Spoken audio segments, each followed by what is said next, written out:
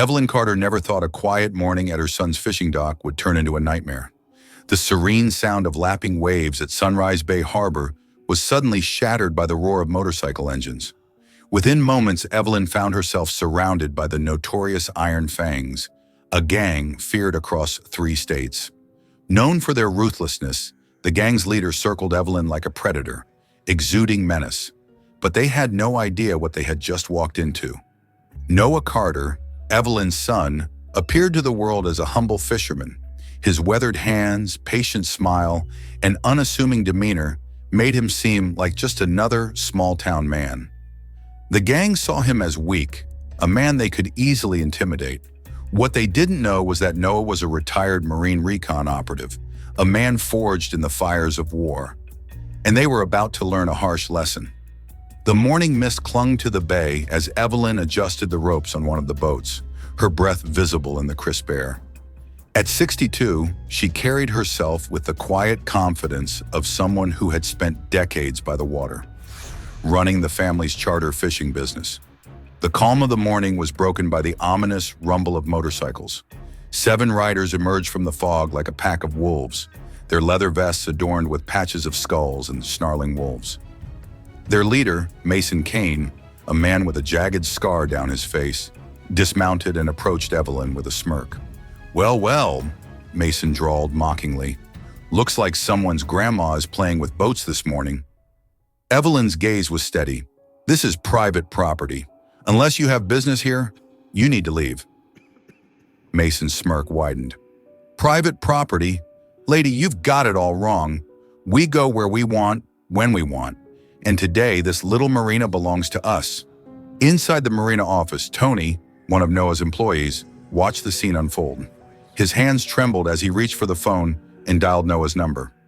Out on the water, Noah was guiding a family on an early morning fishing trip. When his phone buzzed, he answered immediately. Tony's panicked voice was unmistakable. "Noah, you need to get back here.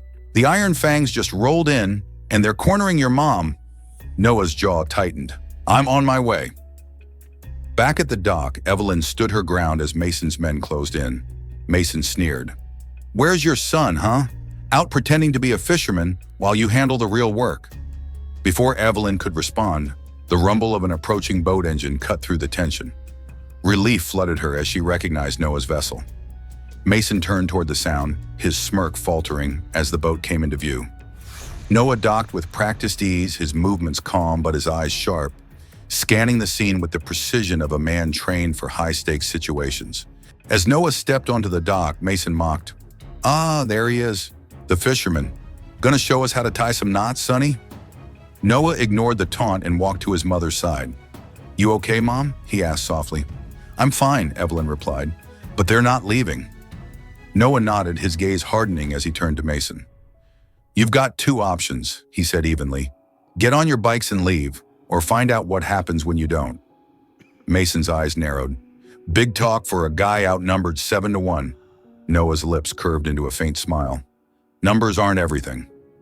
The gang's enforcer, Tank, stepped forward, cracking his knuckles. "You've got guts. Let's see if you've got anything else." Tank swung a massive fist, but Noah moved with lightning speed. He sidestepped the blow, caught Tank's arm, and twisted it behind him in one fluid motion. With a sharp shove, he sent the giant stumbling into a stack of crates. The other bikers surged forward, but Noah was already in motion. Years of military training took over as he dispatched each attacker with brutal efficiency. A punch here, a calculated sweep there. In less than a minute, 5 of the 7 bikers were on the ground, groaning in pain. Mason stood frozen, his bravado cracking. Desperate, he reached for the heavy chain at his belt and swung it in a wide arc. Noah caught the chain mid-swing, yanked it from Mason's grasp, and stepped forward until they were face to face. "You've already lost," Noah said quietly.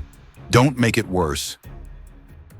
Mason's eyes darted to his injured crew, and he finally turned away. One by one, the bikers retreated, dragging their comrades toward their motorcycles. Evelyn's pulse began to slow as she watched them leave. "Thank you," she said softly. Noah shook his head. "This isn't over. They'll be back, and next time, they'll bring more." Over the next several days, word of the confrontation spread through Sunrise Bay. Neighbors, veterans, and even former adversaries rallied around Noah and Evelyn. Calls were made, plans were drawn, and alliances were formed. When the Iron Fangs returned, this time with twice the numbers, they found themselves facing a united community. Armed not just with weapons but with resolve, the people of Sunrise Bay stood their ground. What followed wasn't just a battle, it was a lesson. The Iron Fang's strength lay in fear and intimidation, but against a community standing together, their tactics crumbled. By the end of the day, the bikers were gone, their influence shattered.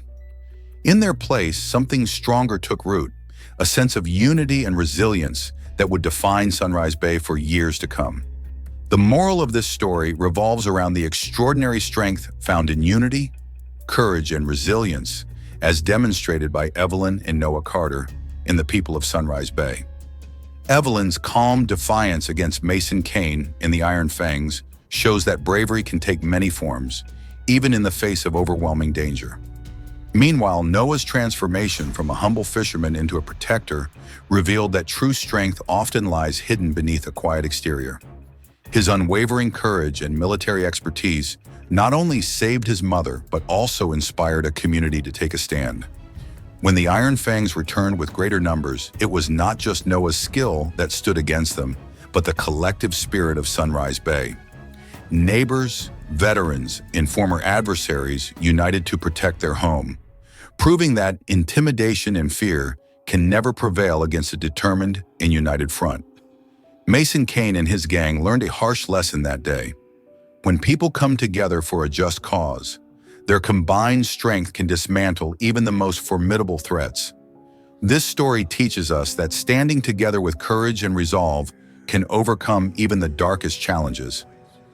Noah's leadership, Evelyn's steadfastness, and the community's unity serve as a powerful reminder that when we fight for what is right, we can create a sense of resilience and solidarity that outlasts any storm. Sunrise Bay is forever defined by the day its people chose to protect each other and their values, showing us all the enduring power of community and determination.